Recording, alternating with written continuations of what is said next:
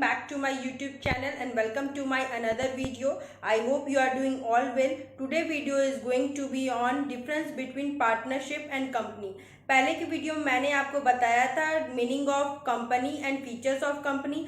आज के इस वीडियो में आपको बताऊंगी difference between partnership and company. First point है मोड ऑफ फॉर्मेशन. पार्टनरशिप के under it is set up by an agreement among the partners. Registration is not compulsory under the Indian partnership act of 1932. Partnership एक agreement के द्वारा बनाया जाता है और इसका रजिस्ट्रेशन कंपल्सरी नहीं होता है पार्टनरशिप एक्ट 1932 के अंडर. पार्टनरशिप क्योंकि म्यूचुअली भी बनाया जा सकता है इसीलिए लिखा है यहाँ रजिस्ट्रेशन नॉट कंपल्सरी है. कंपनीज के अंडर आएगा it is set up by an registration under the companies act 2013 और under any previous companies act. Company का रजिस्ट्रेशन हमेशा कंपनीज एक्ट के अंडर 2013 के अंडर या प्रीवियस कंपनीज एक्ट थी उसके अंडर हुआ होगा तो उसके द्वारा बनाया जाता है. Second is regulatory act. The Indian partnership act 1932 applies. इसमें 1932 एक्ट अप्लाइज होता है और अभी कंपनीज के अंडर ये होता है कंपनीज एक्ट 2013 अप्लाइज. अभी जो कंपनीज एक्ट चल रहा है 2013 अब वो अप्लाई होगा, पहले वाला कंपनीज एक्ट नहीं अप्लाई होगा. थर्ड पॉइंट है नंबर ऑफ मेंबर्स. पार्टनरशिप के अंडर मिनिमम 2 मेंबर चाहिए and maximum 50. Whereas in companies के अंडर अगर पब्लिक कंपनी हुई तो मिनिमम 7 एंड मैक्सिमम अनलिमिटेड और प्राइवेट कंपनी हुई तो minimum 2 maximum not more than 200 excluding present और पास्ट एम्प्लॉयज मेंबर. एक्सक्लूड करना हमको प्रेजेंट और पास्ट एम्प्लॉयज को 200 में ये शामिल नहीं होंगे. एक पर्सन कंपनी है तो 1 मेंबर भी इसको स्टैब्लिश कर सकता है. Third point is liability. Liability of the partnership is unlimited joint और सेवरल.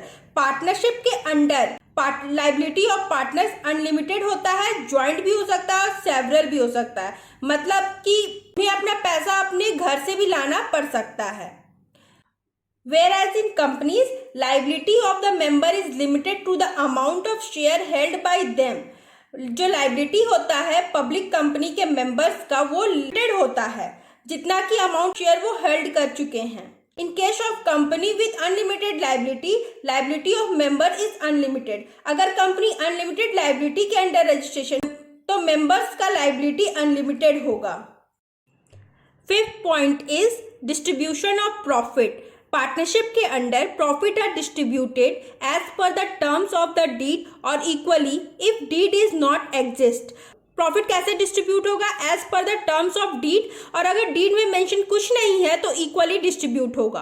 कंपनीज के under it depends upon the article of association और director to what share of profit that is dividend will be distributed to shareholder. Article of association में mention होगा उस पर profit distribute होगा और अगर director चाहे तो वो डिविडेंड के रूप में भी शेयर होल्डर्स को डिस्ट्रीब्यूट कर सकता है.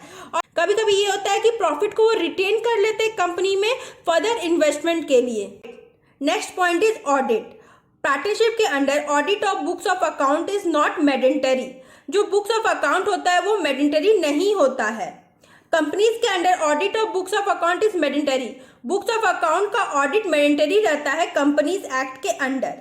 Eighth is transfer of share. A partners cannot transfer his share to any other person without the consent of other person. Partners क्या कर सकते हैं, ट्रांसफर नहीं कर सकते हैं अपना share with the consent of other person. Consent मतलब दूसरों की सहमति से अदर पार्टनर को अपना ट्रांसफर शेयर नहीं कर सकते हैं.